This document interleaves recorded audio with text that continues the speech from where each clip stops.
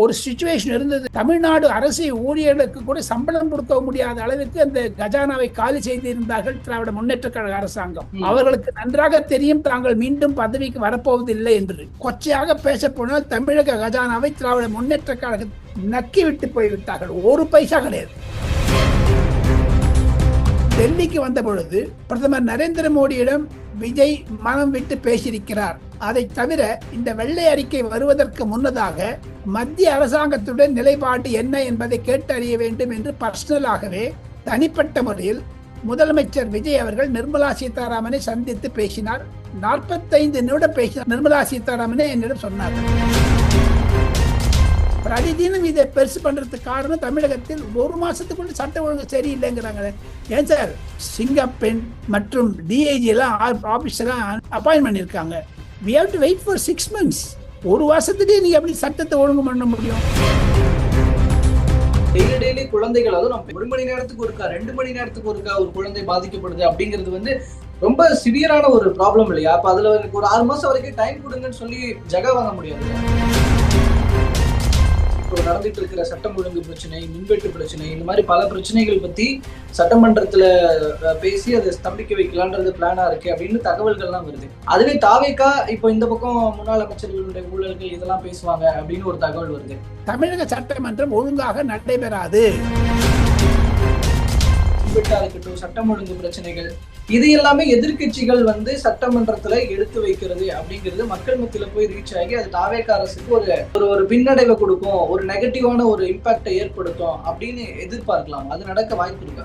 100க்கு 100 உண்மை. அதையெல்லாம் ஸ்டால் பண்றதுக்கு தான், தடுத்து நிறுத்துவதற்கு தானே இந்த வெள்ளை அறிக்கை வைத்திருக்கிறார்கள். ஏன் முதல்நிலை கொடுக்கல? எனக்கு புரிதல் மூலமாக C7 நேயர்களுக்கு சொல்ல வேண்டும் என்றால், தயவுசெய்து இந்த திமுக ஆதரவு அதிகாரிகளை எல்லாம் தூக்கி அடிங்கள் முதலமைச்சர் விஜய் அவர்களே. அவர்கள் செய்யக்கூடிய தவறுதான், அவர்கள் செய்யக்கூடிய, அவங்கெல்லாம் ஆக்ஷன் எடுக்காத விட்டுறாங்க. நிதிநிலை என்பது தமிழகத்தில் மிக மிக மிக மோசமாக இருக்கிறது.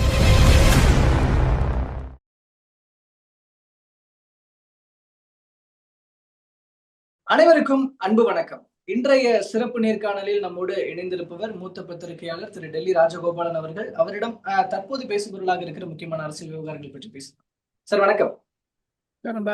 கோபி, முக்கியமான நகர்வுகள் நடக்க இருக்கு. வெள்ளை அறிக்கை வெளியிட போகிறார் நிதியமைச்சர் மரிய வில்சன் அவர்கள். ஏற்கனவே விஜய் அவர்கள் சொல்லியிருந்த விஷயம் தான், கஜானா காலியா இருக்கு, ஸோ ஒரு வெள்ளை அறிக்கை வெளியிடுவோம் அப்படின்றதெல்லாம் சொல்லியிருந்தாரு. ஸோ இது பொருளாதார ரீதியிலான ஒரு வெள்ளை அறிக்கை வெளியாகும் அப்படின்னு எதிர்பார்க்கப்படுற சுச்சுவேஷன்ல இது தொடர்பான என்னென்ன தகவல்கள் இருக்கும்? கோபி அவர்களுக்கு என்னுடைய நன்றிகளை தெரிவித்துக் கொண்டு, நாளை மறுநாள் 18ஆம் தேதி காலை 10 மணிக்கு தமிழக சட்டமன்றத்தினுடைய பட்ஜெட் கூட்டத்தொடர் நடக்க இருக்கிறது. அதற்கு முன்னதாக ஆளுநர் பேசும் பொழுது சில தமிழ்நாட்டினுடைய பொருளாதார நெருக்கடிகளையும் பற்றி பேச இருக்கிறார். தேர்தல் பரப்புரையில் கூட அப்பொழுது விஜய் அவர்கள் முதலமைச்சராவதற்கு முன்னதாகவே உறுதியளித்தார் வாக்காளர்களுக்கு. அதுவே ஒரு போல் ப்ராமிஸா இருந்தது. அந்த ப்ராமிஸை உறுதிப்படக்கூடிய அளவிற்கு என்று அவர் பதவி பிரமாணம் எடுத்துக்கொண்டாரோ அன்றே சொல்லிவிட்டார், வெள்ளை அறிக்கை தரப்போகிறோம் என்று. அப்பொழுது செங்கோட்டையன் அவர்கள் நிதியமைச்சராக இருந்தார். பிறகு மாரி வில்சனை போட்டார்கள். மாரி வில்சன் கடந்த 15 நாட்களாக தன்னுடைய இலாக்கா அதிகாரியுடன் உட்கார்ந்து கொண்டு பல விதமான பொருளாதார கொள்கைகளையும் தமிழ்நாட்டில் இருக்கக்கூடிய நிதிநிலை கொள்கைகளையும், ஒரு சிச்சுவேஷன் இருந்தது கோபிநாத், தமிழ்நாடு அரசு ஊழியர்களுக்கு கூட சம்பளம் கொடுக்க முடியாத அளவுக்கு அந்த கஜானாவை காலி செய்திருந்தார்கள் திராவிட முன்னேற்ற கழக அரசாங்கம். அவர்களுக்கு நன்றாக தெரியும் தாங்கள் மீண்டும் பதவிக்கு வரப்போவதில்லை என்று. ஒண்ணு எடப்பாடி பழனிசாமி வரணும், இல்ல விஜய் வரணும். திமுக வராதுன்னு தெரியும். அதனால நம்ம முதலமைச்சர் சூசகமாக சொல்லிவிட்டார் கஜானா காலி என்று. ஆனால் பல திராவிட முன்னேற்ற கழக அரசாங்கத்தில் இருந்தவர்களும் சரி, தமிழ் வெற்றி கழகத்தில் இருக்கக்கூடிய ஆதவ அர்ஜுனா, புஷி ஆனந்த் போன்ற மூத்த அமைச்சர்களும் சரி, கொச்சையாக பேச போனால் தமிழக கஜானாவை திராவிட முன்னேற்ற கழகத்தில் நக்கி விட்டு போய்விட்டார்கள். ஒரு பைசா கிடையாது. அடுத்த நாளைக்கு ஒன்றும் கிடையாது. அப்படி செய்து விட்டார்கள். இதுக்கு ஏப்ரல் மாதம் முதல் வாரத்தில் தங்களுக்கு நினைவிருக்கும் கோபிநாத், மத்திய நிதி அமைச்சருடன் ட்விட்டரில் MK ஸ்டாலின் அப்பொழுது முதலமைச்சராக இருந்தார். தேர்தலுக்கு முன்னதாக இருவரும் சண்டை போட்டுக் கொண்டார்கள். ட்விட்டர்ல, எக்ஸ் தளத்தில் தமிழகத்தில் இருக்கக்கூடிய விவசாய பொருட்களை பற்றியும் அதை தவிர வளர்ந்த பயிர்களை பற்றியும் கொள்முதல் பற்றியும் ஏதோ ஒரு பிரச்சனையினாலே இருவருக்கும் சண்டை மூண்டது. அது ஒரு பிஸ்கல் கன்சாலிடேஷன் பண்ண தவறிவிட்டார்கள் தமிழக அரசாங்கம் என்று குற்றம் சாட்டினார் மத்திய நிதி அமைச்சர். இந்த பின்னணியில் கோபிநாத் முதன்முறையாக டெல்லிக்கு வந்த பொழுது பிரதமர் நரேந்திர மோடியிடம் விஜய் மனம் விட்டு பேசியிருக்கிறார். அதை தவிர இந்த வெள்ளை அறிக்கை வருவதற்கு முன்னதாக மத்திய அரசாங்கத்துடன் நிலைப்பாடு என்ன என்பதை கேட்டறிய வேண்டும் என்று பர்சனலாகவே தனிப்பட்ட முறையில் முதலமைச்சர் விஜய் அவர்கள் நிர்மலா சீதாராமனை சந்தித்து பேசினார். 45 நிமிடம் பேசினார்கள். எனக்கு அது தெரியும். அம்மையார் நிர்மலா சீதாராமனே என்னிடம் சொன்னார்கள். அதுல குறிப்பாக சொல்ல வேண்டும் என்றால், தமிழக பொருளாதாரம் மிகவும் இக்கட்டான சூழ்நிலையில் ஒரு கிராஸ் ரோட்ஸில் இருக்குது. You have to retrieve this எல்லாம் விஜய் பேச மத்திய நிதி அமைச்சர் நிர்மலா சீதாராமன் தமிழிலே பேசிக் கொண்டிருந்த பொழுது நான் எவ்வளவோ சொல்லிவிட்டாச்சு. தமிழகத்தில் தங்களுடைய தேர்தல் பரப்புரையில் கூட நான் கேள்வி கேட்டேன், நான் யூடியூபில் பார்த்தேன், பொது வலைத்தளத்தில் பார்த்தேன் என்று நிர்மலா சீதாராமன் பேச முதலமைச்சர் விஜய் அவர்கள் புலாங்கிதம் அடைய 30% டாக்ஸ் பண்ணியிருக்காங்க. முதலமைச்சராக ஸ்டாலின் வரிகளை வசூல் வரித்தார் என்றெல்லாம் விஜய் எதிர்கட்சி தலைவராக இருந்தபோது பேசினார். அதாவது தேர்தல் கூட்டங்களில் 30% டாக்ஸ், அதுல 20% டிஎம்கேக்கு போகும், 10% குடும்பத்துக்கு போகும்னு வெளிப்படையா சொல்லியிருக்கார். அந்த மாதிரி ஒரு நிதிநிலை அறிக்கையை இன்று சமர்ப்பித்த பொழுது ரிசர்வ் வங்கியிலிருந்து ஓவர் டிராஃப்ட் வாங்கியிருக்காங்க. தவிர மத்திய அரசாங்கத்திற்கு வருவது பணம் தமிழகத்திற்கு வரும்படி இந்த 3 சைடுல இருந்தான். 3வது சைடு டாஸ்மாக். அதில் வரக்கூடிய வரிகளை எல்லாம் ஏன் தனியார் மயமாக்கப்பட்டு அது தனியார் 11 முக்கிய தொழிற்சாலைகளுக்கெல்லாம், அது டிஆர் பாலு, சசிகலா போன்றவர்கள் எல்லாம் நடத்தக்கூடிய ஒரு சாராய ஆலைகளுக்கெல்லாம் திமுக அரசு ஒரு வழி கொடுத்தது. இதெல்லாம் தான் ஒரு கன்சாலிடேட் பண்ணி பேச இருக்காங்க. அதனுடைய வெள்ளை அறிக்கையில இதுதான் வரப்போகுது கோபிநாத். இதுல ஒரு பல விஷயங்கள்லாம் சொல்ல போறாங்க. எத்தனை கோடி நஷ்டமாச்சுங்கிறதே சொல்ல போறாங்க. அது எல்லாத்தையும் தவிர இதுல இருந்து ஒரு பாடம் என்ன என்று கேட்டால், தங்கம் தென்னரசு நிதி அமைச்சராக இருந்த பொழுதும் பழனிவேல் தியாகராஜன் நிதி அமைச்சராக இருந்த பொழுதும் வெள்ளை அறிக்கை கொடுத்திருக்கிறார்கள். அது அதிமுகவை எதிர்த்து. இப்பொழுது நம்ம விஜய் அவர்கள் மந்திரி சபையில் இருப்பவர் தமிழக ஒரு வெற்றி கழகத்தினுடைய நிதி அமைச்சராக இருந்தாலும் திராவிட முன்னேற்ற கழக அரசாங்கம் செய்த தவறுகளை எல்லாம் நிதிநிலை அறிக்கை மூலமாக சொல்ல இருக்கிறார் என்பதுதான் எனக்கு கிடைத்த தகவல். அது ஒரு விழாவாரியாக இருக்க போகிறது. விளக்கம் தர வேண்டும். இதுதான் நாளைக்கு மெயின் ஸ்டோரியாக இருக்கும். தமிழகத்தை பொறுத்தவரை அரசியலாக பார்க்க போறார். நிதிநிலை என்பது தமிழகத்தில் மிக மிக மிக மோசமாக இருக்கிறது. பாருங்க, ஒரு 10 ரூபா பாலாஜின்னு இவர் கரூர் அந்த அந்த சம்பவத்தின் முன்னாடி பாட்டு பாடிய பொழுது அப்பொழுது வசூல் பண்ணாங்களே இந்த கவர்மெண்ட் கோபிநாத், அந்த 10 ரூபா வசூலிக்கதையெல்லாம் தனியார் மடம் ஏற்கப்படுத்தினால் இனி டாஸ்மாக் கடைகள் எல்லாம் தனியார் வசப்படுத்தி அதிலிருந்து வரக்கூடிய வரிகளை எல்லாம் குறைந்தது 3400 கோடி வருடத்திற்கு வரும் என்று ஒரு எஸ்டிமேட் போட்டிருக்காங்க ரஃபா. ஆக மொத்தம் இந்த 3400 கோடி வருஷத்துக்கு இவங்க சாப்பிட்டுருக்காங்கல்ல திமுக. அதைத்தான் அவர் டாக்ஸ் நார்மலைஸ் பண்ண போறாரு என்பதுதான் எனக்கு இல்ல. இப்போ நாளைக்கு சட்டமன்றத்துல எதிர்கட்சிகள் நிறைய விஷயங்களை முன்வைக்க போறாங்க அப்படின்றது. இப்போ அதாவது இப்போ நடந்துட்டு இருக்கிற சட்டம் ஒழுங்கு பிரச்சனை, மின்வெட்டு பிரச்சனை, இந்த மாதிரி பல பிரச்சனைகள் பத்தி சட்டமன்றத்துல பேசி அதை ஸ்தம்பிக்க வைக்கலான்றது பிளானா இருக்கு அப்படின்னு தகவல்கள்லாம் வருது. அதுவே தாவேக்கா இப்போ இந்த பக்கம் முன்னாள் அமைச்சர்களுடைய ஊழல்கள் இதெல்லாம் பேசுவாங்க அப்படின்னு ஒரு தகவல் வருது. இப்போ இது இப்ப சட்டமன்றம் எப்படி நடக்க போகுது இந்த ஆளுநர் உரைக்கு அப்புறமா அப்படிங்கிறதுல என்ன நம்ம யோசிக்க வேண்டியது?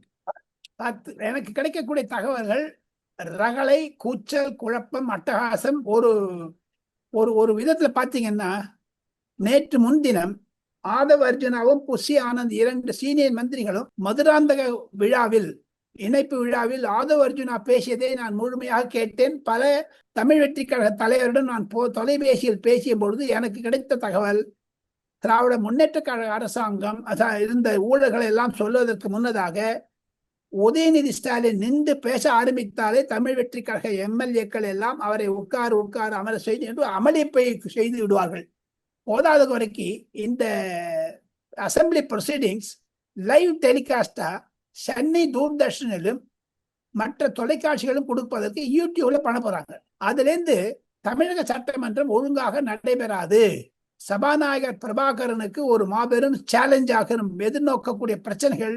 அந்த ஆதவர்ஜுனா பேசும் பொழுது மார்ச் மாதம் 1989 வருடத்தில் துரைமுருகனும் M.K. ஸ்டாலினும் சேர்ந்து கொண்டு எப்படி ஜெயலலிதாவினுடைய உடவை உருவினார்கள், திரௌபதி அவசரம் பண்ணார்கள் எல்லாம் பேசும் பொழுது அதிலிருந்து வரக்கூடிய ஒரு யூகங்களை பார்த்தால் ரகளை இருக்கும், அடிதடி இருக்கும்னு நினைக்கிறேன் போக போக. ஓகே, இதுல இப்போ நடந்துகிட்டு இருக்கிற மக்கள் பிரச்சனைகள், இப்போ பட்ஜெட்லாம் இதெல்லாம் ஒரு பக்கம் இருக்கு, நிதிநிலை அறிக்கை இதெல்லாம் ஒரு பக்கம் இருக்கு. ஆனா இப்போ நடந்துட்டு இருக்கிற பிரச்சனை அப்படிங்கிறது மக்கள் பிரச்சனைகளாக இந்த மின்வெட்டா இருக்கட்டும், சட்டம் ஒழுங்கு பிரச்சனைகள், இது எல்லாமே எதிர்கட்சிகள் வந்து சட்டமன்றத்துல எடுத்து வைக்கிறது அப்படிங்கிறது மக்கள் மத்தியில போய் ரீச் ஆகி அது தாவேக அரசுக்கு ஒரு ஒரு பின்னடைவை கொடுக்கும், ஒரு நெகட்டிவான ஒரு இம்பாக்டை ஏற்படுத்தும் அப்படின்னு எதிர்பார்க்கலாம். அது நடக்க வாய்ப்பு இருக்கா? 100% உண்மை. அதையெல்லாம் ஸ்டால் பண்றதுக்கு தான், தடுத்து நிறுத்துவதற்கு தானே இந்த வெள்ளை அறிக்கை வைத்திருக்கிறார்கள். ஏன் முன்னிலை கொடுக்கல? முன்னாடி அதுவும் அரசியல் தானே. தமிழக வெற்றி கழகம் செய்வதும் அரசியல் தான். காரணம் என்ன என்று கேட்டால், தங்களுடைய அரசை காப்பாற்றுவதற்காகத்தானே இந்த அமைச்சர்களுடைய பெருமக்களுடைய உதவி தேவையை விஜய்க்கு. அதனால்தான் மாரி வில்சன் அவர்கள் அந்த அறிக்கையை தர இருக்கிறார். அது நியாயம் தானே. இவர் தங்கம் தென்னரசு தரலையா, இல்ல பழனிவேல் தியாகராஜன் தரலையா? ஆக மொத்தம் இது கடந்த 4 நாட்களாக தமிழகத்தில் இருக்கக்கூடிய அந்த பாலியல் வன்முறைகளை எல்லாம் அதிகப்படுத்துகிறார்களோ என்ற அச்சம் தொலைக்காட்சியில் தாவேக அமைச்சர்கள் சொல்லுவதற்கு தவிர, பிரதிதினம் இதை பெருசு பண்றதுக்கு காரணம் தமிழகத்தில் 1 மாசத்துக்குள்ள சட்ட ஒழுங்கு சரியில்லைங்கிறாங்களே. ஏன் சார், சிங்கப்பெண் மற்றும் DIG எல்லாம் ஆபீஸெல்லாம் அப்பாயின்ட் பண்ணிருக்காங்க. we have to wait for 6 months. 1 வருஷத்துலேயே நீங்க எப்படி சட்டத்தை ஒழுங்கு பண்ண முடியும்?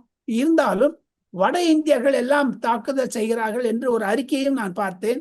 அந்த 3 வயது கும்மிடி பூண்டி வழக்கம் சேலத்தில் நடந்ததும் விக்கிரவாண்டியில் நடந்ததெல்லாம் பார்த்தேன். தவறுதான், அதற்கு விஜய் தலையிட வேண்டும். முதலமைச்சர் வாயடைத்து இருப்பது தவறு என்று சொன்னாலும், இதே M.K. ஸ்டாலின் தானே சொன்னார் 6 மாசம் டைம் கொடுக்கலான்னுட்டு, ஹனிமூன் பீரியட் 6 months. ரஜினிகாந்த் என்ன சொன்னார், 2 வருஷம்னாரு. பல தொழில் சினிமா தொழில் இருப்பவர்கள்லாம் சொன்னாங்க 5 வருஷம் கொடுக்கலாமேன்னுட்டு. என்னை பொறுத்து மட்டும் 6 மாசம் ரீசனபிள் டைம். காரணம் என்ன என்று கேட்டால், ஐயா காமராஜர் அவர்கள் நம்மிடம் இருந்த பொழுது கூட, நான் சிறு வயதில் நிருபராக இருந்த பொழுது ஐயா காமராஜரை நான் திருமலைப்பள்ளி ரோடில் எனது மூத்த நிருபர் CS சந்தானம் மூலமா நான் பார்த்த பொழுது அப்பதான் 6 மாசம் கொடுக்கலாங்க அப்படிலாம். அது நான் இன்னும் காதல விழுது, என் காதல இருக்கு, அப்படி ஃப்ரெஷ்ஷா இருக்கு. அந்த மாதிரி 6 months கொடுக்கிறது நியாயம். 6 months விஜய் செய்யலைன்னா அவரை கண்டிப்பது, அவர் கேள்வி கேட்பது ஊடகத்தினுடைய கடமை.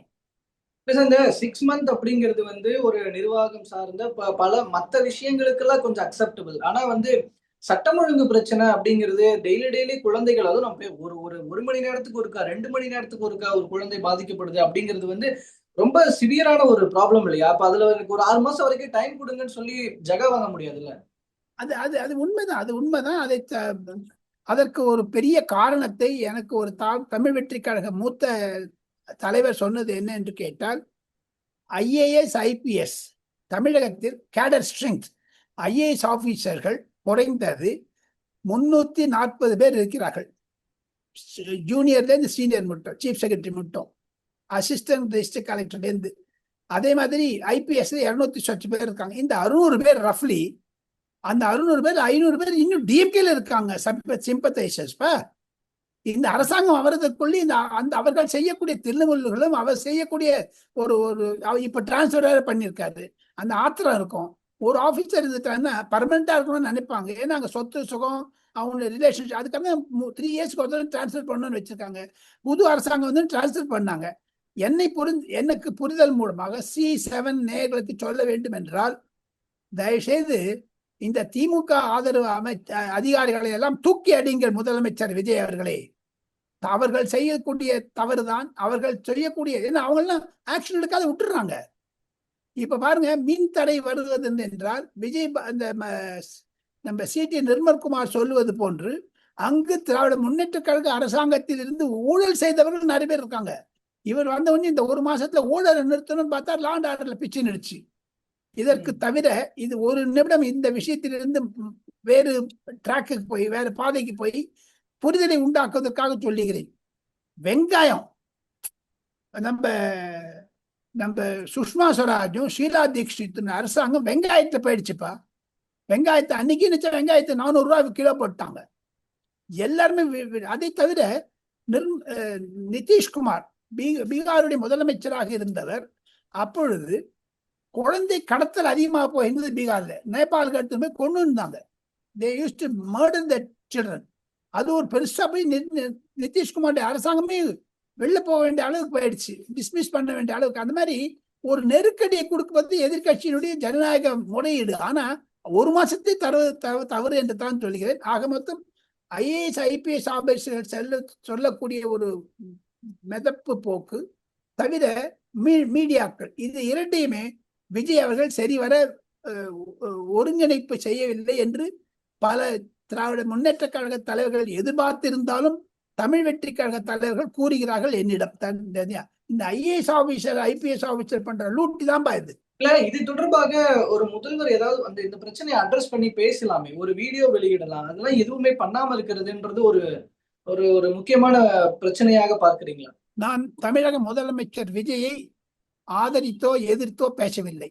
பல அரசாங்கங்களை நேரில் கண்டதற்கு பல பிரதமர்களையும் நிதி அமைச்சர்களையும் ஜனாதிபதியும் துணை ஜனாதிபதியும் அயல் நாடு சென்றதற்கு 45 ஆண்டுகள் நாடாளுமன்றத்தை ரிப்போர்ட்டிங் செய்ததனால் எனக்கு ஒரு புரிதல் இருக்கிறது. அது தங்களுடைய நேயர்களுக்கு சொல்ல ஆசைப்படுகிறேன். மைனாரிட்டி அரசாங்கத்தை விஜய் அவர்கள் தலைமையில் இருக்கிறது. ஏதாவது ஒரு விஷயத்தை சொன்னா அது it may be reflecting on the different side. Action தும்மினா வச்சுங்க, ஏன் இந்த பக்கம் ரைட்ல தும்மினாரு லெஃப்ட்ல தும்மினாரு, அந்த மாதிரி பிரச்சனை வரும். தன்னுடைய மெஜாரிட்டி வர மட்டும் விஜய் பேச போவது கிடையாது. அவரை ஒரு மித்தம் கருதி பார்க்க வேண்டும் என்றால், சினிமா துறையில் எனக்கு அனுபவம் இல்லை, அந்த ரிப்போர்ட்டிங் தெரியாது. ஆனா பாலிடிக்ஸ்ல செப்டம்பர் 2025 ஏப்ரல் மே ஜூன் இந்த மாதத்தில் முதலமைச்சராக எதிர்கட்சி ஒரு தமிழக வெற்றி கழகம் ஆரம்பித்தவுடன் கரூர் சம்பவத்திற்கு விஜய் அவர்கள் பேசாது இருந்தது. சுப்ரீம் கோர்ட்டினுடைய நீதிபதி தீர்ப்பு வந்த பிறகு பேசியது. டெல்லிக்கு வந்த போது பேசாம இருந்தது.